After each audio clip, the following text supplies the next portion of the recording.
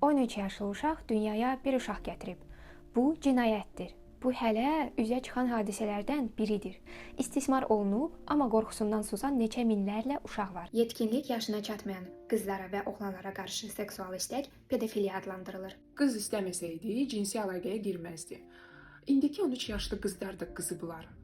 Bu düşüncəyə malik olan şəxslər də potensial cinayətkardılar. Bu varlıqları cəmiyyətdən uzaq saxlamalıyıq. 18 yaşına çatmayan uşaqlar edə biləcəkləri hərəkətlərin nəticələrini analiz etmək bacarığına malik deyillər və onların psixikası hələ tam formalaşmayıb. Ona görə də 18 yaşdan aşağı olan bir uşaqla münasibət qurmaq olmaz.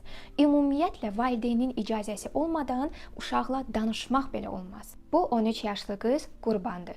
12 yaşlı uşağa meyil salan 24 yaşlı pedofil isə cinayətkardır. Pedofillər də və pedofiliyaya şərait yaradan valideynlər də cəza almalıdırlar. Bizim zəmanədə 13-14 yaşlı qızlar artıq evlənib doğurdu.